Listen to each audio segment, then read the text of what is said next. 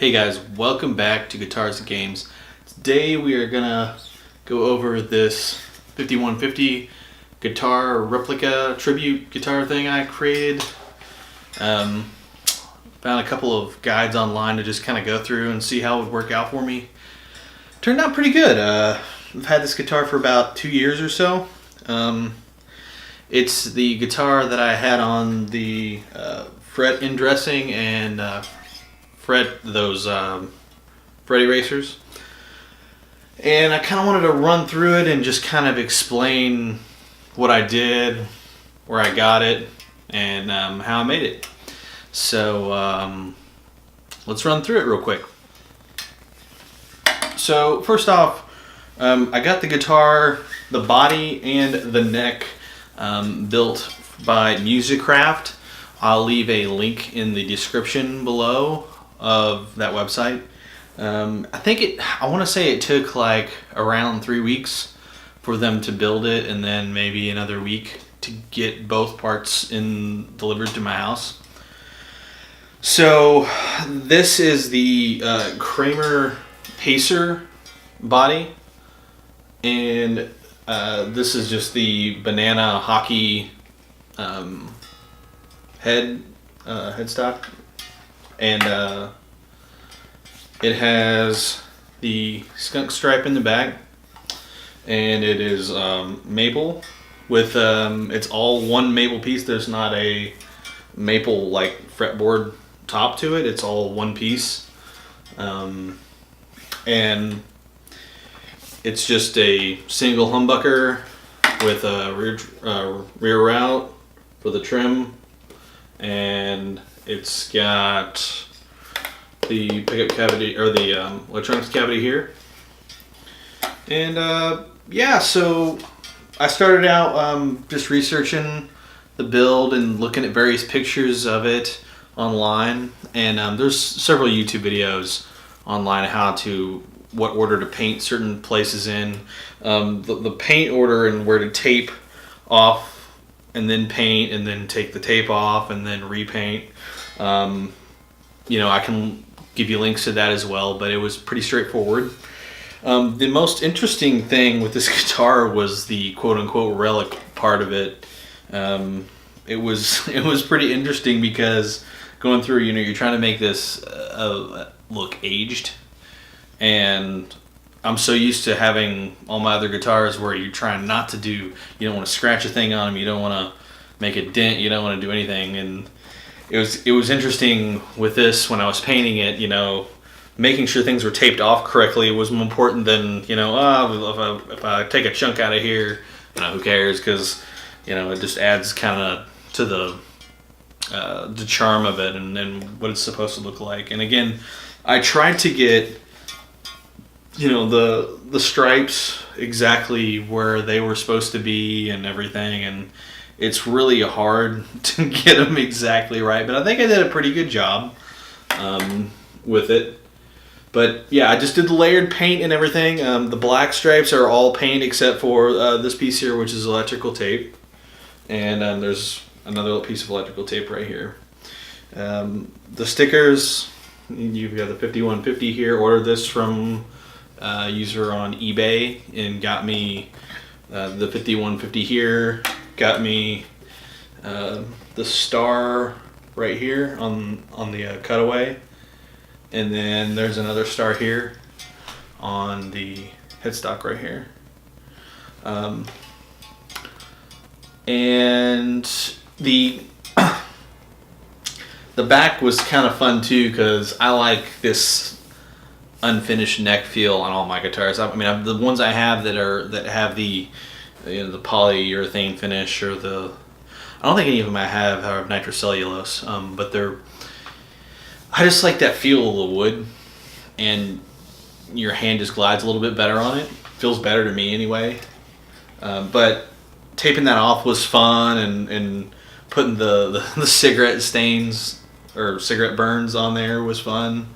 The only thing I really had trouble with installing was this retainer bar, which really I had to move it. It was further was further up the headstock on it, but it wasn't pulling down my my high E and my G string. It would not keep them down, and it was sliding my string off the edge of the fretboard. But the hardware is another interesting thing. The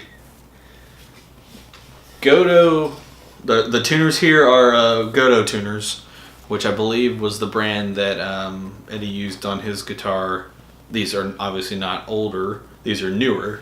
But I did relic them with. I didn't relic any of the back part here. I did relic the actual tuner turning knobs, where you grab it and turn. I used sandpaper and kind of scuffed them up, and then I used some type of chlorine or something like that I ordered offline that will make them look aged, and I'll put that in the description below too in case you're trying to relic any of your chrome hardware. But I also did the washers on the tuning pegs here. And I think that was it. Nothing else I really did any of the kind of relicking with. Now, interestingly enough, the locking nut here is a locking nut off a 1980s Kramer. And the Floyd Rose is off of a 80s Kramer.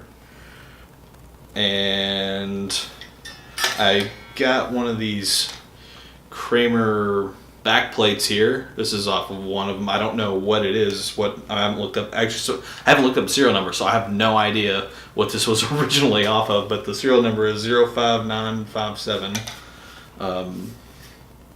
And yeah, the kind of looking in hindsight, I kind of wish I didn't.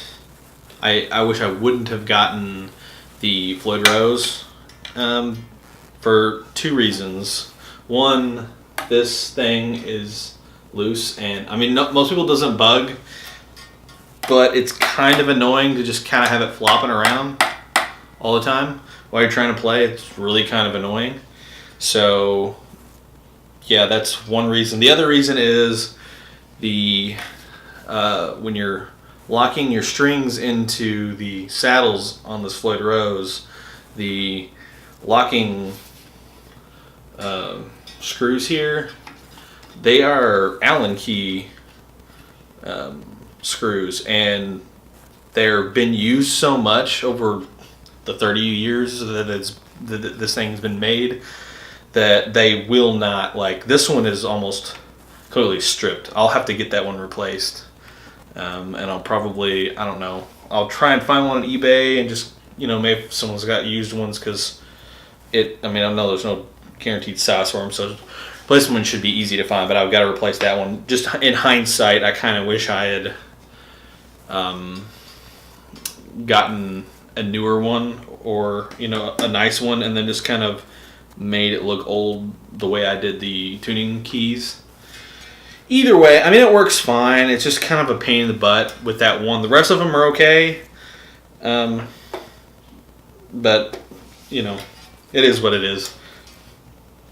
The neck, again, these are stainless steel. It's got 22 stainless steel frets on them. They're jumbo frets. And they are so nice. I don't know if you've never had a chance to play on stainless steel frets.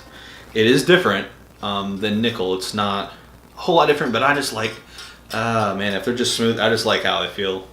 And the jumbos, this is the only guitar I have that has jumbo frets on it too. The rest of them are medium jumbo, and you can definitely tell that too. And that does take some getting used to as well. I will say that. It's got a dual action truss rod in there as well. As far as the body goes, the body was great when I got it from Musicraft. The neck, on the other hand, like you saw in the other video, the fret edges were not done. It did not feel good, and it needed leveled as well.